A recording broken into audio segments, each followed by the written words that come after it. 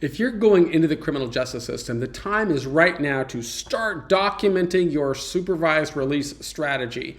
It really doesn't matter what stage you're in. You've got to be thinking about the different challenges that you're going to face in the future.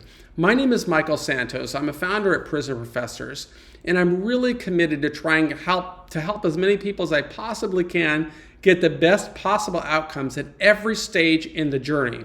I started my journey in federal prison in August of 1987. I didn't conclude that journey until August of 2013. What really opened opportunities for me, even though it was multiple decades, is that I always was thinking about who are the stakeholders I'm going to have to meet in the future. And in today's video, I am going to be talking about those different strategies and how they worked for me, with hopes that you can be thinking about how can this strategy work for you. And what is the strategy I'm talking about? I'm talking about documenting the story. Now, our process here at Prison Professors is I create these videos, or my partner creates videos, and then other members of our team who also have gone through the criminal justice system will take the time to write out their own interpretation of this process. And today I've kind of preloaded this by asking somebody, hey, why don't you write about your process of going through supervised release and what types of challenges you're facing, what type of expectations you had, what your current experiences are, how you sowed seeds to open better opportunities, if you did or if you didn't, how your journey really, or how that person's journey is really approximating or something like what I experienced. You see, when I went to prison in 1987, I was really young. I'm going to try and use some of this technology here. I think you can see this camera behind me. It's recording kind of my little YouTube studio that I've created specifically to help people in prison understand why, you can see me over there, why the decisions you're making today will play a huge influence when you come home. So again, my primary work is communicating with people in prison. Other members of our team try to help and share these strategies for people who are out here. But let me tell you, when I walked into the prison system, I was like super young. I'm going to try and share my screen right here. Bear with me if I click the wrong button because I'm still learning this technology. But if I click this button right here and go to a window here, I think I'll be able to show you like this journey of how it all started when I was very young and going into the criminal justice system. You see, I think I've got to click down here and come over to this area. Oops, I don't want to be too big. I want to be about right, just like that, so it fits in the window. If you scroll down here at the very bottom here, you will see how I've always been documenting that story. And documenting that story, you'll see it starts, this documentation is really right there when I was really still very young, before I started making decisions that would lead me into the criminal justice system when I was 23. That's me when I just got arrested. I can tell you how this kind of story started.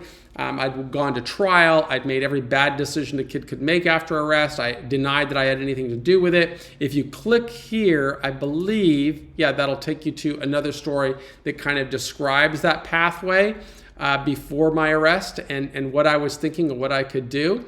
But the salient point is that I was sitting inside of a jail cell facing life without the possibility of parole and saying, wow, I know I've made some really bad decisions and I've got to start making better decisions if I want a brighter future.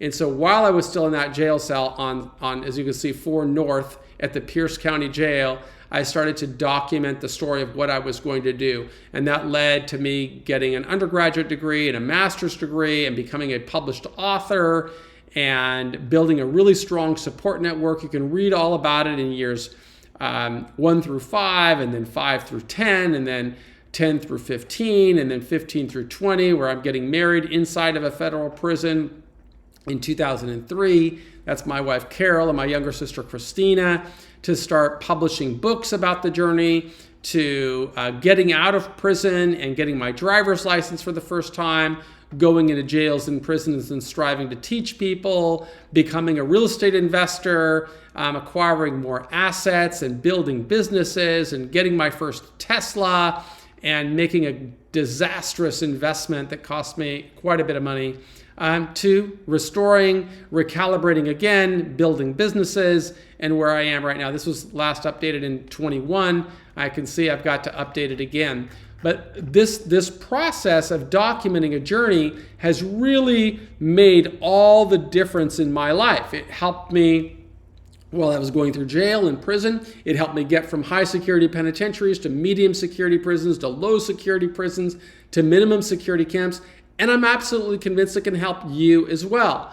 To give you an example, if you don't document the journey, if you don't build these support systems, you're really not creating a mitigation strategy that you could use at many different levels. And you should be thinking about these incremental stages on a pathway to success.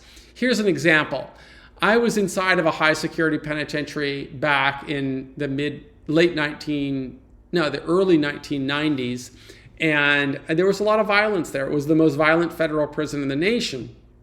And I didn't have to be there. I had my security level had already dropped from high to medium. It was based really on the number of calendar pages that had turned. But by then, I had done quite a bit and I documented it all the way. But in order to get to a medium security prison, I really needed to have other people advocating on my behalf. It wasn't going to be enough for me to advocate on my behalf. I needed other people to advocate on my behalf. So the strategy that I pursued was to work with one of my mentors and co-author an article in a peer-reviewed journal, share it with administrators in the Bureau of Prisons, have them then start opening doors for me. And that's what led to me transferring out of a penitentiary and getting to a medium security prison where I could complete my master's degree and continue moving forward. But it wasn't, if you had success at one prison, you might say you were lucky. But if this happened time and time and time again, you start to develop anecdotal evidence and you start developing a level of confidence that, wow, I really can influence the trajectory of my journey through here. At the time that I was in, mechanisms didn't exist to influence release dates, but I could influence what I was doing and where I was doing it. And that really bore itself out much later when I was locked in segregated housing for writing a book and faced some challenges with an administrator. Had my wife advocating. I got married inside of a prison. I told you I had my wife advocating on my behalf. She connected with somebody at the regional office. Her name was Maureen. Maureen then became my advocate. So it's really strange for that to happen, to be able to get a prison administrator advocating on behalf of somebody in prison against colleagues that didn't want me to get consideration. But it was that documentation of the story over many, many years that really helped move the needle.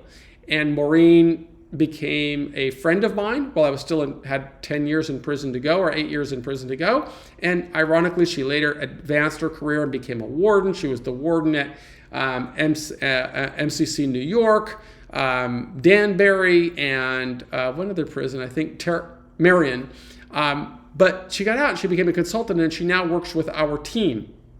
And the important thing for me to try to emphasize with you is that you need to be thinking about these people that are going to advocate for you in the future. Now I'm going to try to go back to that Chrome window and show you a little bit more that kind of validates what I am saying. If you go to the top of our page here at Prison Professors and you come down and you see our books, you'll see that I'm not asking you to do anything that I didn't do. This is available right here just by clicking on that tab.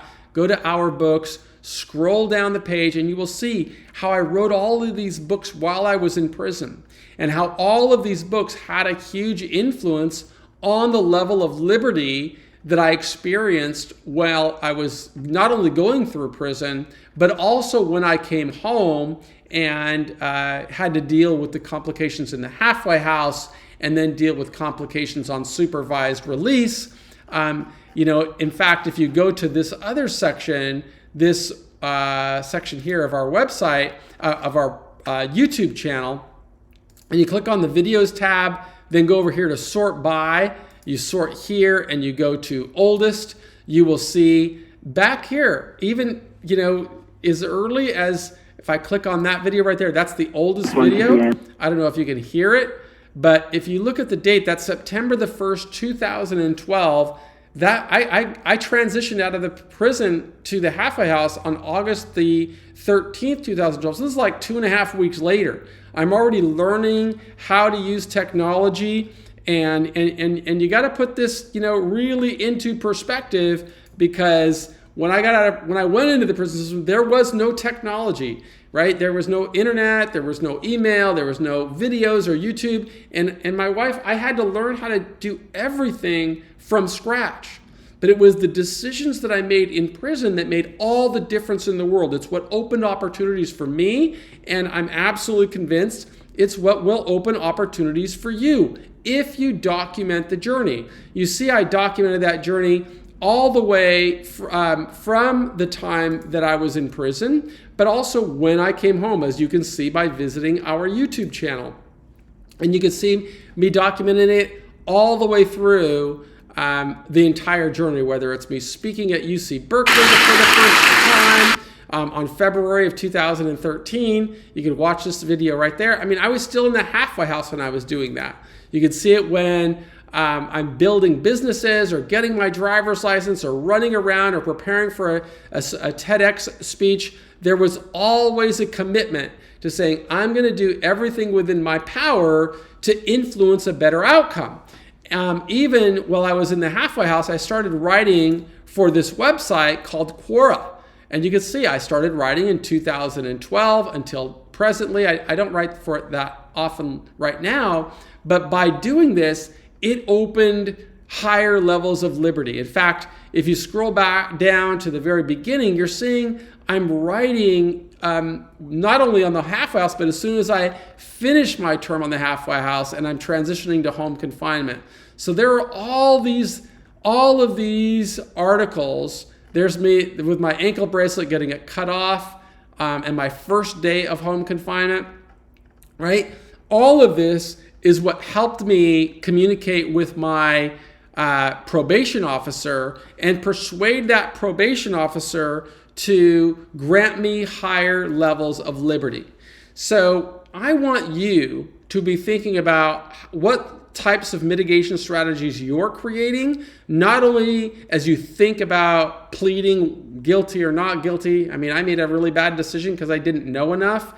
2, getting ready for your pre-sentence investigation report. 3, getting ready for sentencing. 4, how you're going to spend your time in prison. 5, how you're going to work your way getting out of prison. 6, how you're going to increase your levels of liberty while you're on supervised release. 7, how you're going to advocate for yourself to get an early termination of supervised release. These are the things that I think you should be thinking about today, because it's never too early, it's never too late to start sowing seeds for a better life.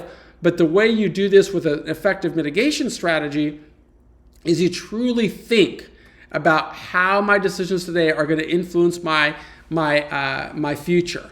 And I'm going to ask some of our teammates to write about their own experiences, and you can see that in the comments below. You can ask questions, of course. I'm pretty easy to reach, Michael at michaelsantos.com. If you have a question for me that you'd like me to respond to, I will happily do so to the best of my ability. One thing I can promise you is I'll never ask anybody to do anything that I didn't do. You can see how I documented the journey. You can see why I'm passionate about it, why I believe in it, and why I think you should be doing the same thing. And if you can't do it, perhaps you need to build a team of people around you that can help you. If you click back, I'm going to go back here to the Chrome window and go to, oh, that's interesting. I'm looking at a shot right there when I was visiting Quora. That's, what is the date? Does it have the date on there? It says only 9 years ago. So that was, oh, here it is. Visited Quora on Thursday, January the 3rd, 2013. So I remember going to Mountain View and visiting the Quora headquarters at their invitation and just learning more about how I could use social media. But I was going to show you, some of the other areas where you can get this information. If you go to services and you click on our books right there. You can scroll down here. You can get this for free. You can get it, click that. If you're not a member of our community, just enter your email and your name, and we'll send you a free digital copy right there. But that story is really the entire story of how I went through prison and how I used this strategy to transform my life inside and open massive amounts of opportunities and build businesses when I came home. And I want you to be thinking about how you can do that. You can always see that it's what our team is doing. I'm really just one person that served a lot of time in prison, but we've got a lot of super smart people on our team, way smarter than I am, and they can certainly tell you about their experiences or their stories. You can spend as much time as you want on our website at prisonprofessors.com and get as much free information as you want. You can listen to us on iTunes. I hope that you'll subscribe to us on our YouTube channel or our Facebook page. All of it, you're going to see that we're authentic. We believe in you. We truly believe that although you may be going through a challenging time right now, you can start building a better future. My name is Michael Santos. On behalf of our entire team, I really want to thank you for being a part of our community. And I want you to know that I believe in you. And I do hope that you believe in yourself, and then you could, visualize the best outcome. You can lay out a plan. You can create your own tools, tactics, and resources. And that's the pathway for you to start restoring confidence. Just execute that plan every single day, and better times are going to be in your future. Thanks so much. Please subscribe and be a part of our community.